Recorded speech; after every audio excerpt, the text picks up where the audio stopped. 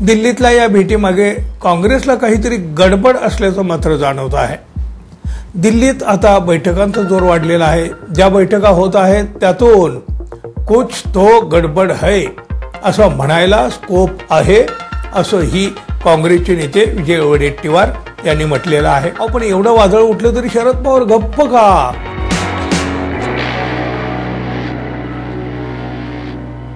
मित्रहो नमस्कार।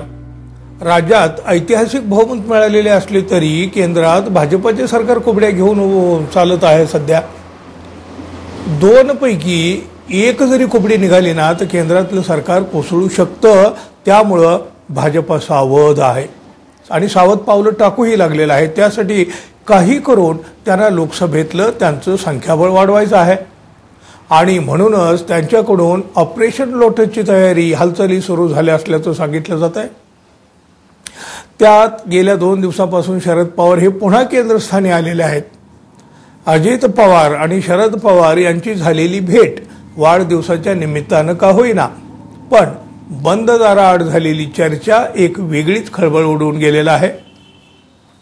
आधीच बघा अजित पवार हे भाजपच्या अधिक जवळ गेलेले आहेत आणि एकनाथ शिंदे यांचा भाजपासोबतचा दुरावा वाढू लागलेला आहे आणि नेमकं अशाच परिस्थितीमध्ये भारतीय जनता पक्षाने अजित पवार यांना शरद पवार यांचे 5 खासदार फोडून आणण्याची सुपारी दिली असल्याचं, फार तर आपण याला ऑफर दिली म्हणूया, पण तशा प्रकारचे आरोप तर होत आहेत।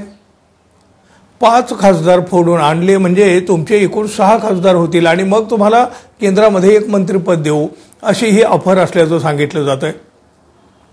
खासदार संजय राऊत यांनी तर या सगळ्या प्रकारावर प्रचंड संताप व्यक्त केलेला आहे। या फुटणाऱ्या खासदारांना लाज वाटायला पाहिजे, लाज, अशा पद्धतीची भाषा आता संजय राऊत यांनी वापरलेली आहे। एकीकडे बघा खासदार फुटण्याच्या किंवा फोडण्याच्या ज्या चर्चा धुमाकूळ घालत आहेत आणि तिकडं शरद पवार हेच आता भाजपसोबत जातील अशा वावड्या देखील उठलेल्या आहेत। राष्ट्रवादी काँग्रेसच्या पक्षाच्या फुटीनंतर पहिल्यांदाच बघा उपमुख्यमंत्री अजित पवार यांनी वाढदिवसाच्या निमित्तानं का होईना दिल्लीमध्ये शरद पवार यांच्या निवासस्थानी जाऊन त्यांची भेट घेतली।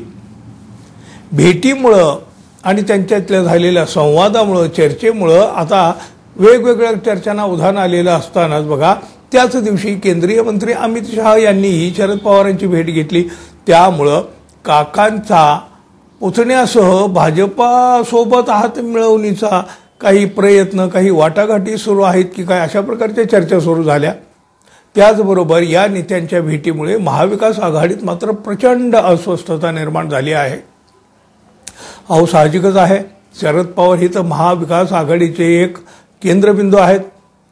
भाजपला दुसऱ्याचं घर, पक्ष फोडण्यात आसुरी आनंद मिळतो, त्याशिवाय त्यांना चैन पडत नाही। आसुरी आनंदापोटीच काहीतरी गडबड करण्याचा त्यांचा प्रयत्न असू शकतो, अशी शंका विजय वडेट्टीवार यांनी व्यक्त केली। पण त्याच वेळेला पुरोगामी विचाराच्या आधारे शरद पवारांनी आपले पूर्ण आयुष्य घालवलेलं आहे। आत्ताच्या सगळ्या परिस्थितीमध्ये ते वेगळ्या दिशेने जाण्याचा अजिबात विचार करणार नाहीत, अशी खात्री असल्याचं देखील विजय वडेट्टीवार म्हणाले आहेत। दिल्लीतल्या या भेटीमागे काँग्रेसला काहीतरी गडबड असल्याचं मात्र जाणवत आहे। दिल्लीत आता बैठकांचा जोर वाढलेला आहे। ज्या बैठका होत आहेत त्यातून कुछ तो गडबड है असं म्हणायला स्कोप आहे, असं ही काँग्रेसचे नेते विजय वडेट्टीवार यांनी म्हटलेलं आहे। महाविकास आघाडीमध्ये काँग्रेस आणि उद्धव ठाकरे सेना यांच्यामध्ये फारसं सख्य कधी पाहायला मिळालेलं नाही, कधी दिसलंही नाही। बघा विधानसभा निवडणुकीत झालेल्या पराभवाच्या नंतर महाविकास आघाडीतला दुरावा वाढत चाललेला आहे। अशातच नुकत्याच पार पडलेल्या विशेष अधिवेशनामध्ये काँग्रेस आणि उद्धव ठाकरे सेनेमध्ये नाराजी नाट्य पाहायला मिळालं होतं।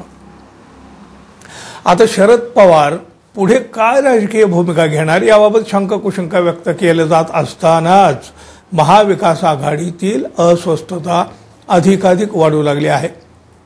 याबाबत म्हणजे ही काही सगळी चर्चा चालली, जोपर्यंत शरद पवार स्वतःहून पुढे येत नाहीत, स्पष्टीकरण देत नाहीत, तोपर्यंत ही सगळी अस्वस्थता संभ्रम कायम राहणार आहे। अहो पण एवढं वादळ उठलं तरी शरद पवार गप्प का? अहो त्यांचं गप्प राहणं हेच मुळी धक्कादायक आणि काहीतरी मोठं सूचित करणारं ठरत आहे. शरद पवार हे थेटपणे भाजपासोबत जाणार नाहीत, पण छुप्या पद्धतीनं इथं भाजपाला नक्की मदत करू शकतात असं अनेकांना वाटत आहे. तुम्हाला काय वाटतं जरूर सांगा. आणि आपण अजून आपल्या चॅनलला सबस्क्राईब केलं नसेल तर कृपया सबस्क्राईब करावं ही अपेक्षा आहे. धन्यवाद. पुन्हा भेटू. तोपर्यंत नमस्कार.